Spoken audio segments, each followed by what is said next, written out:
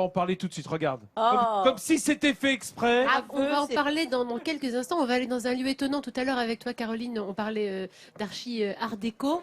On va rester plus contemporain avec Jean Nouvel, qui a réhabilité un site assez étonnant. C'était une ancienne usine de lampes de mineurs, pardon. Et puis, il l'a transformée en cité nature. Alors, c'est très beau, évidemment. Et là-bas, on répond à toutes les questions qu'on peut se poser sur l'environnement, l'agriculture, l'alimentation. C'est le lien entre la campagne et la ville, c'est au cœur d'Arras, c'est beau et c'est utile. Regardez. Il y a des traces de pas, je sais pas ce que c'est. À Arras, les écoliers sont fous de la biodiversité. Et c'est grâce à la ville qui a transformé cette ancienne fabrique de lampes de mineurs en musée de l'environnement baptisé Cité Nature. Le grand public peut y découvrir plusieurs expositions dédiées à l'écologie. Mais le lieu va plus loin. À travers des ateliers de découverte, les enfants sont sensibilisés dès leur plus jeune âge à la protection de l'environnement. Au programme d'aujourd'hui, les abeilles. Il y a le ciel. Donc ça, dans la nature, c'est comme ça qu'elles font leur maison, les abeilles. D'accord, c'est gros, hein? Abeilles, essaims, ruches, Astrid sait tout de ces butineuses. Experte en insectes, elle aime transmettre sa passion et ses connaissances aux enfants. Pourquoi elles font des trous, à votre avis? Pour mettre le miel, C'est quand même pour dormir aussi. pour dormir.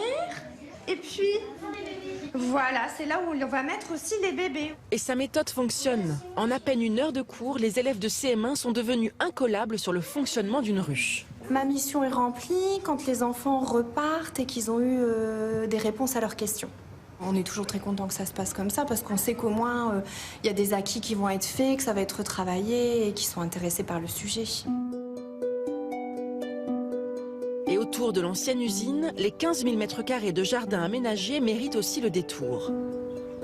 À Cité Nature, au beau milieu du Pas-de-Calais, on fait pousser des vignes.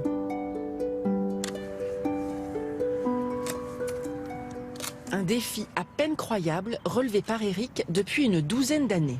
C'est pas commun et au début tout le monde m'a pris pour un fou, mais petit à petit je pense que la vigne de Cité Nature est rentrée dans les mœurs arageois. En plus de réussir ce tour de force de faire pousser du raisin dans le Pas-de-Calais, Eric initie concrètement les habitants d'Arras à l'univers viticole. Ce petit vignoble, puisqu'on a 950 pieds à peu près, est ouvert au public. On fait des formations taille, les gens peuvent venir quand ils veulent. On n'est pas dans une démarche de production, on est dans une démarche pour que les gens apprennent et une démarche qualitative. À 2 pas du centre-ville d'Arras, Cité Nature plonge grands et petits dans un univers plein de saveurs et de connaissances. Plein de saveurs, plein de saveurs. On ne demande que ça et on a compris que c'était un peu l'histoire du lieu. Hein. Et puis c'est assez étonnant quand même ce vin en Artois. Alors, écoute, c'est assez extraordinaire. Je dirais, c'est le petit effet bénéfique de cette catastrophe qu'est le réchauffement climatique. Hein. C'est que dans des zones aussi au nord de la France, on trouve maintenant voilà, des terrains où on peut faire du vin climatiquement. Mais ça console pas de tous les dégâts que ça cause quand même, hein, Nathalie. On peut même trouver du vin sur terril. On cultive ici des vignes sur terril. C'est le terril d'Alicourt. C'est la 3e vendange pour Henri Jamet. C'est un viticulteur charentais. Il s'est lancé ce pari fou quand même et assez étrange. Hein, de lancer un cépage de chardonnay qui pousse sur ce terril du Nord. Donc c'est du vin made in Nord-Pas-de-Calais. C'est évidemment un vin qui n'est pas commercialisé parce qu'il n'y a pas assez de quantité. Donc il est réservé à l'association qu'il cultive. Mais ça prouve que rien n'est impossible ici dans cette région. Et le petit clin d'œil de Henri Jamet, c'est que ce chardonnay, il l'a appelé du charbonnet. Et oui, il pousse sur bien. du charbon. C'est un beau clin d'œil. Ouais. Et je te rappelle au passage qu'en Charente, le vin, on en fait du cognac. Hein. Donc à quand le cognac made in Pas-de-Calais?